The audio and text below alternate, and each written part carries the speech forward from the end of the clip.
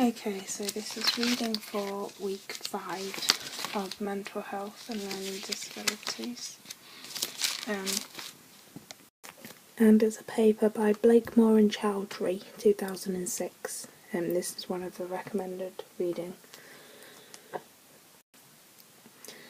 And basically it's a study that finds that changes at the level of brain and cognition might map onto behaviours that are commonly associated with adolescence.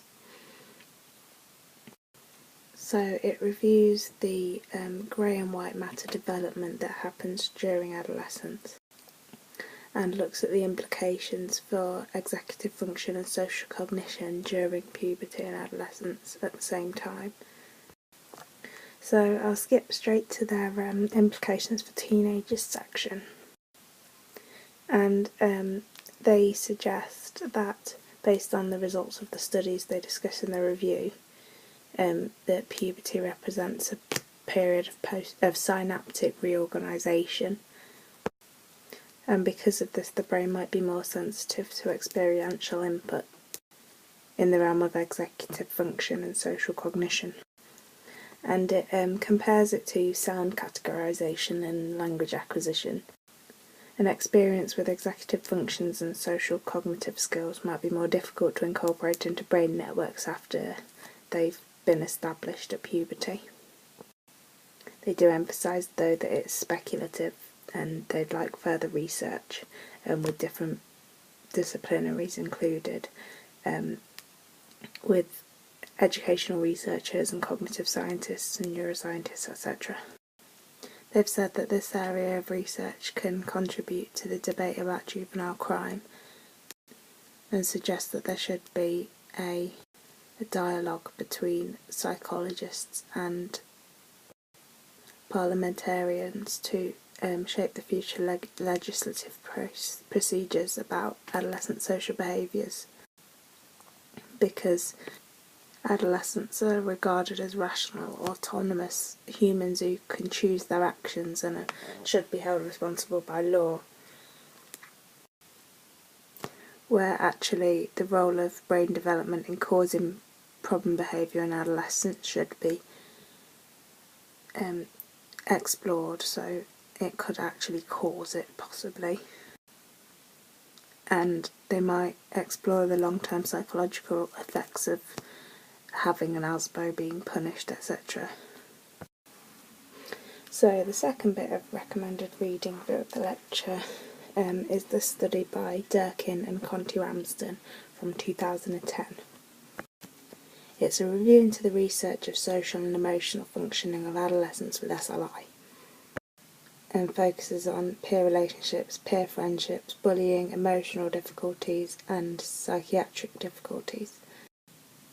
It says that as a group, adolescents with SLI tend to be more vulnerable to problems in these domains than typical adolescents, but there's a lot of heterogeneity among people with SLI, and some individuals actually experience positive outcomes. And they say that we need to understand adolescence and SLI in a developmental context. So one of the things they find from the research is that children with SLI are shown to be at a disadvantage in terms of peer relations and friendships. And this is found in a lot of different studies.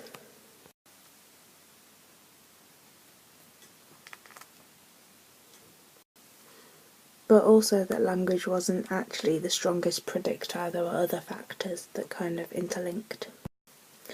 Something else that they found from the literature is that they have a higher chance of being bullied. However, not as high as some other groups of disabled people. But there was a study by Savage, 2005, who said that 11-year-olds who attended a speech and language therapy unit were more likely to be bullied, which is quite an easy one to remember because it's Savage and bullied.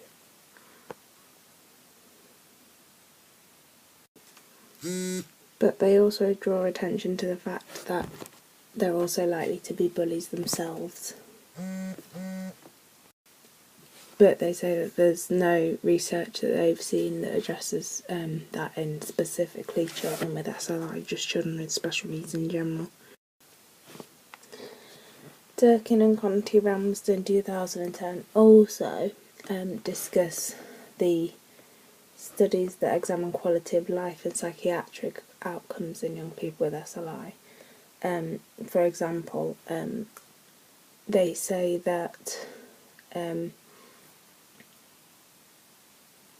individuals with SLI found to be at a greater risk of having attention deficit hyperactivity disorder, and that is a study by Bitchman.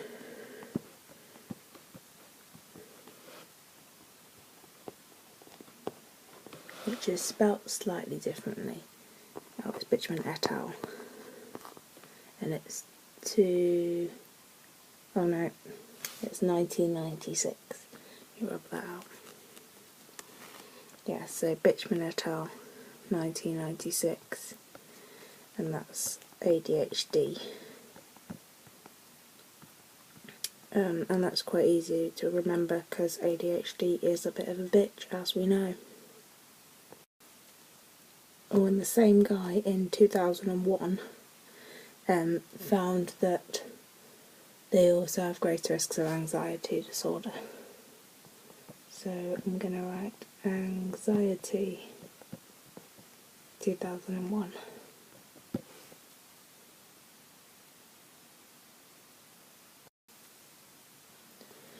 So I think the last thing I'm going to mention about this study is that it also cites another really good general study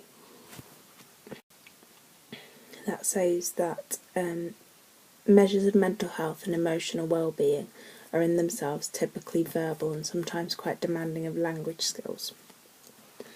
And that's by Zeman. And that's in 2007. And it's Zeman et al. So, yeah, that's a very general one. So again, that's Zeman et al. 2007.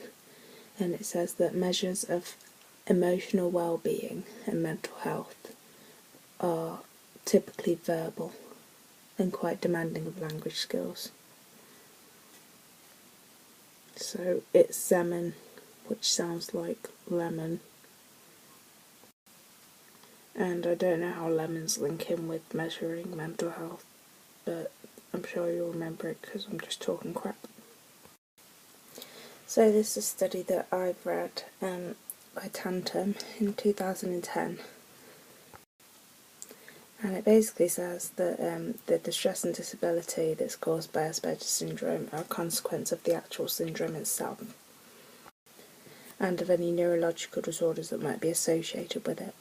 But they're also influenced to a much greater degree than people have recognised before by the personal reactions of the sufferer and the social reactions of everyone around them.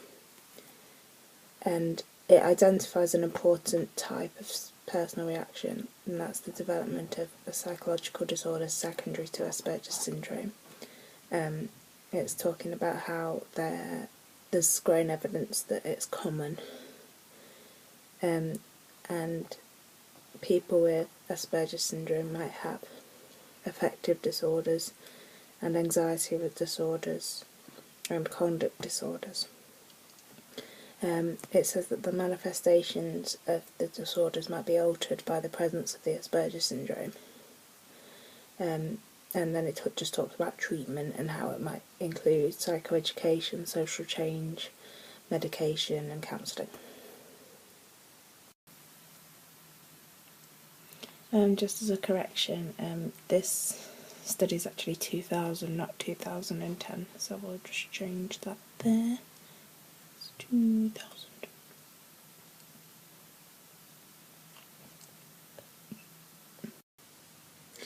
And this is another study that I've looked at from Walker, and this is a 2002 study. And it's Walker like she's walking. Actually looks like she's trumping, but she's walking.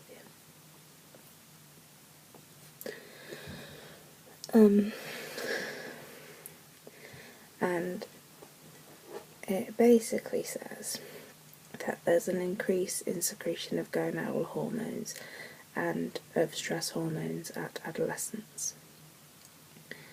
And also there are changes in brain structure. And it suggests that a plausible explanation of the rise in psychotic disorders during adolescence is due to the effect of these hormones and the expression of genes that might control brain development, or they might trigger the expression of genes that code for abnormal brain development.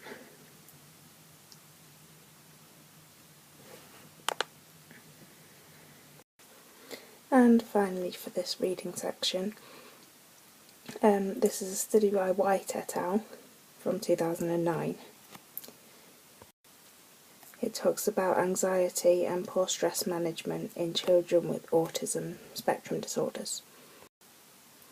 It says that anxiety might worsen during adolescence as people start becoming aware of their difficulties and their differences.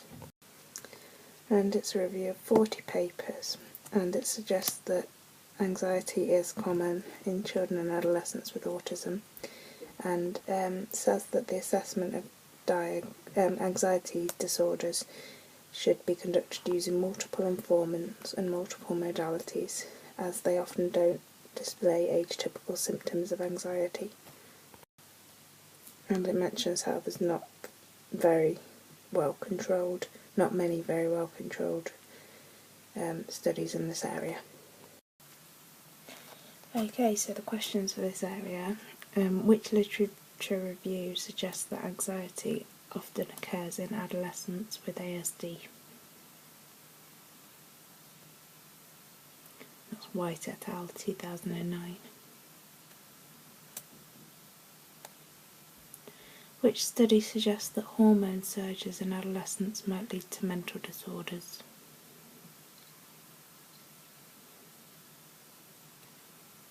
And that's Walker 2002. How do Walker's 2002 investigations suggest that hormone surges lead to mental disorders? It suggests that the hormone surges trigger the expression of genes that code for brain abnormalities.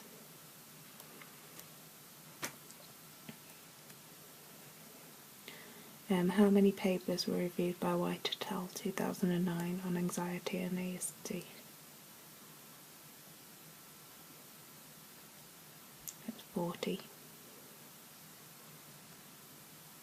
Which study suggests that the subclinical signs of schizophrenia, like adjustment problems, are evident prior to diagnosis in children?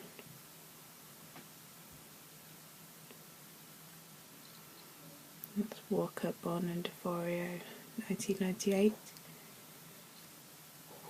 Which study suggests that adolescents with SLI tend to be more vulnerable to social and emotional functioning problems?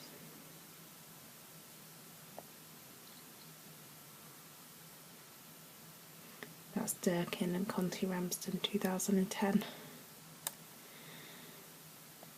Specific social and emotional functioning problems focused on in Durkin and Conti Ramsden.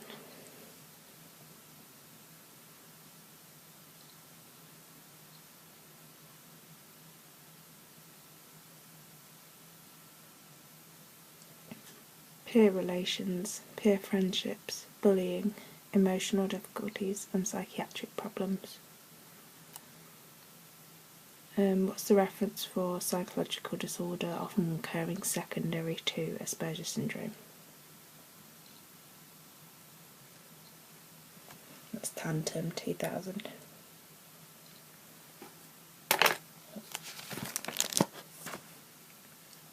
What does TANTEM 2000 stress regarding treatment of people with mental health difficulties?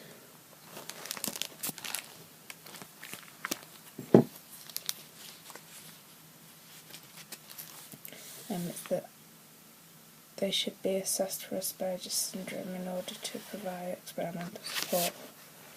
Although I don't think that's right.